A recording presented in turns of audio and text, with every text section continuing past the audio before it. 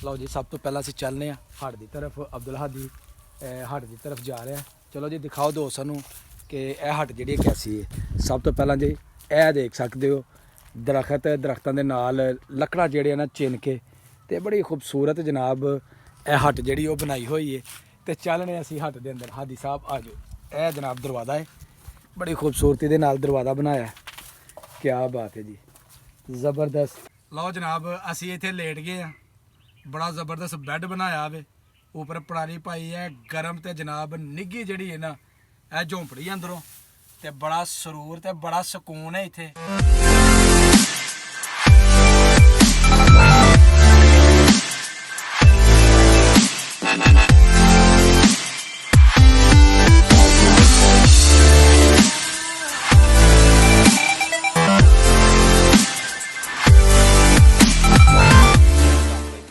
Welcome to my new vlog. ਮੈਂ ਤੁਹਾਡਾ ਦੋਸਤ ਸੁਲਤਾਨ ਸ਼ੇਖ, ਪੰਜਾਬ ਦੇ ਖੂਬਸੂਰਤ ਸੰਤੀ ਸ਼ਹਿਰ ਸਿਆਲਕੋਟ ਤੋਂ, ਔਰ ਤੁਸੀਂ ਵੇਖਣ ਦੇ ਹੋ ਮੇਰਾ YouTube ਚੈਨਲ ਆਪਣਾ ਪੰਜਾਬੀ ਵਲੌਗ। ਮੈਂ ਖੜਾ ਬੜੇ ਖੂਬਸੂਰਤ ਬਾਗ ਦੇ ਕੋਲ, ਅਮਰੂਦ ਦਾ ਬਾਗ ਹੈ।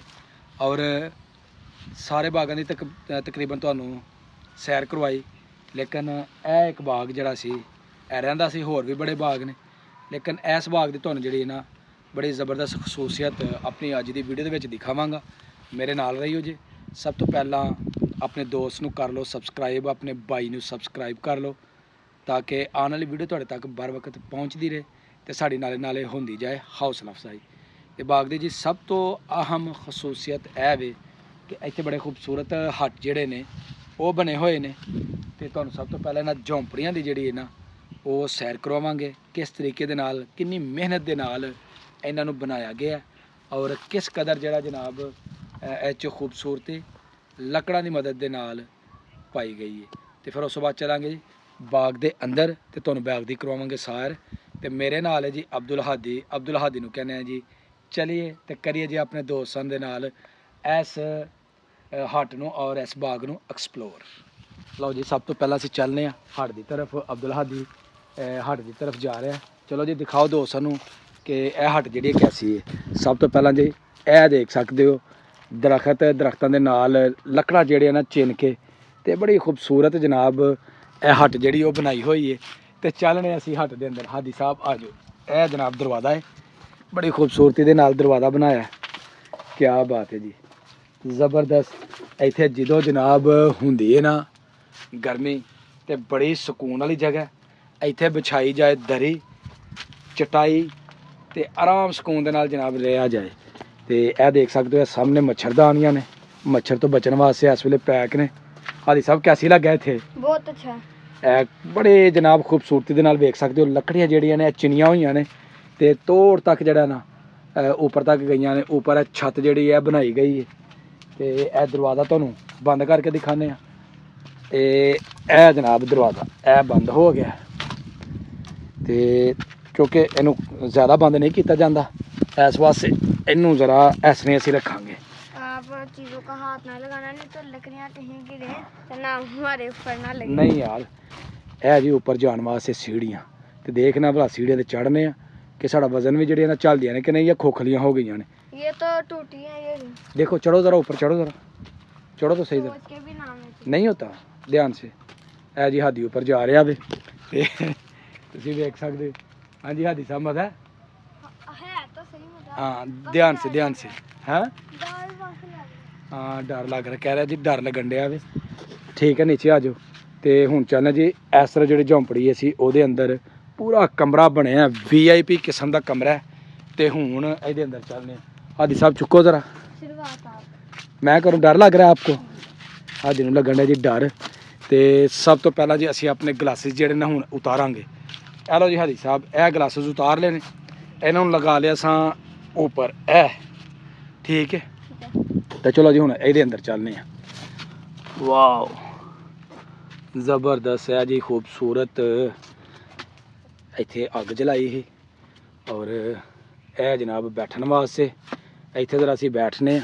ਵਾਹ, ਪਰਾਲੇ ਪਾਈਏ ਗਰਮ ਹੈ। ਹਾਦੀ ਆ ਜਾਓ। मैं नहीं आता। ਕੁਛ ਨਹੀਂ ਯਾਰ, ਆ ਜਾਓ ਆ ਜਾਓ नहीं मैं नहीं आऊँगा। ਯਾਰ, ਆਓ ਦੇਖੋ ਤਾਂ ਸਹੀ। ਇਹ ਜਨਾਬ ਅਸੀਂ ਲੇਟ ਗਏ, ਮਜ਼ਾ ਆ ਰਿਹਾ। आ ਤਸਵੀਰ ਸਹੀ ਆ ਰਹੀ ਹੈ ਵਿੱਚ हाँ ਆ ਦੇਖਣਾ ਜ਼ਬਰਦਸਤ ਬਾਰਿਸ਼ ਤੋਂ ਬਚਣ ਵਾਸਤੇ ਜੀ ਉੱਪਰ ਛੱਤ ਜਿਹੜੀ ਉਹ ਵੀ ਡਾਲੀ ਹੈ ਇਹ ਦੇਖ ਸਕਦੇ ਹੋ ਤੇ ਬੜੀ ਕਮਾਲ ਦੀ ਜਨਾਬ ਹੈ ਜਿਹੜੀ ਹਾਟੇ ਨਾਲ ਬਣਾਈ ਹੈ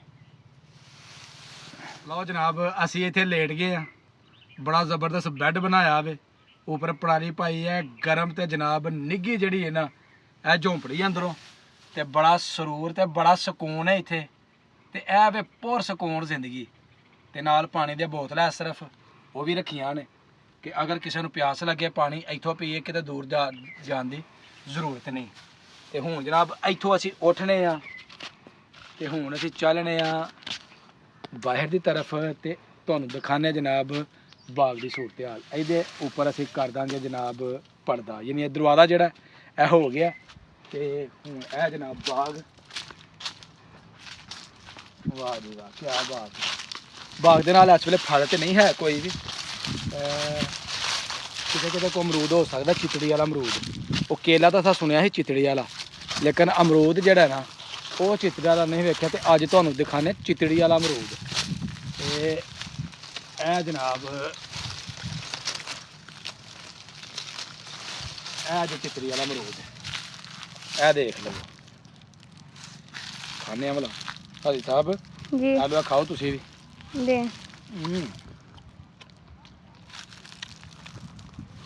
यकीन करो मीठे अमरूद ने देख के खाना इसमें कीड़ा नहीं अभी सर्दी का फल है ये मज़ा आ रहा है जो होते हैं सही ग्रीन कलर वाले मैंने कहा जो ग्रीन कलर वाले होते हैं उनका इतना मज़ा नहीं आता ये कभी खा के देखो आपको मज़ा आएगा हाँ इन्हों का बड़ा मज़ा मिठे अमरूद ने लो दी बाग की भी सैर की माशाल्लाह काफ़ी बड़ा बाग है आ देख सकते हो और बाग बिल्कुल इस वेले पुर सुकून है कोई फर्द इतने नहीं है जिस असीं मिलते थोड़ी गपशप करवाते तो इंशाल्लाह अगली वीडियो के फिर किते ना किते असीं इत्थे चक्कर लगावांगे अगर कोई दोस्त मिलिया उहदे नाल गलबात करांगे इधर माल्टे दे अमरूद ने माल्टे दे अपना दरख्त ने ए लीमू तोड़ कुछ लीमू अगे तोड़ जड़े ने अमरूद और इस तरह जड़े ने जामन लगे हुए ने ते इधर सारा जनाब फसल लगी है चारा लगे हाँ जी हादी साहब निकलिए हुण चलो